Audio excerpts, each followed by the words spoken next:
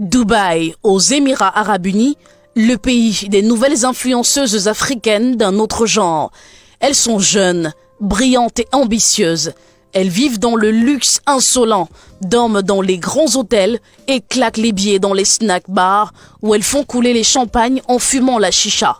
Elles sont payées à coups des milliers de dollars ou des millions de francs pour tourner des scènes incroyables et faire des choses parfois inimaginables. Des choses qui dépassent l'entendement au nom de l'argent. Ça, c'est leur cercle d'influence et ça finit toujours mal. Vous avez vu des images de cette influenceuse ougandaise Mona Keys qui s'est jetée du 7e étage d'un immeuble à Dubaï. Pourtant, la veille, elle nageait dans le luxe et la chicha arrosée. Ces filles se recrutent dans tous les pays d'Afrique, du Cameroun au Sénégal, du Gabon au Togo, du Maroc à la Côte d'Ivoire et bien d'autres. Vous avez peut-être déjà entendu parler des histoires de Dubaï porte-à-porte. Ces filles pilulent désormais la toile avec des vidéos arrosées des actes scatophiles avec des chiens, des hommes, des singes. Elles prennent leurs pieds.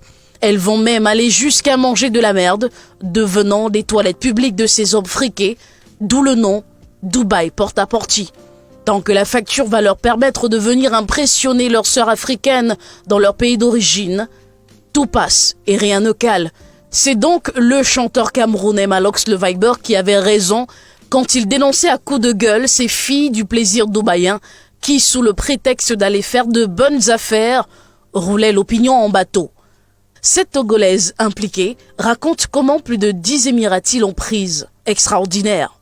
Et Dieu, mon calvaire allait commencer. Il n'était pas seul, il y avait 4 autres hommes avec lui. Et je n'avais même pas le droit de parler, je devais juste subir.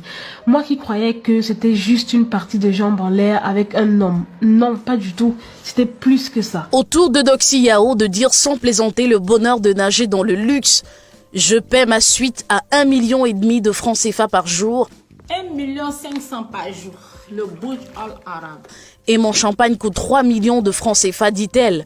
Mais où prend-elle cet argent? Ici, c'est toujours Dubaï porte-à-porte. Et sur cette image floutée, une vidéo d'une influenceuse nigériane fait joujou avec le chien du maître.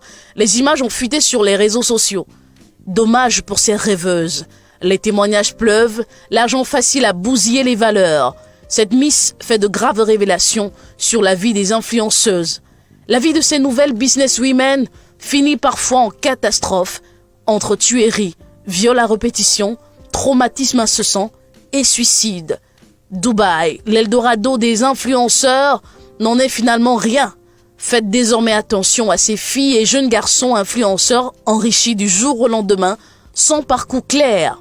Vous avez peut-être affaire à un porte-à-porte appelé toilette publique à Dubaï.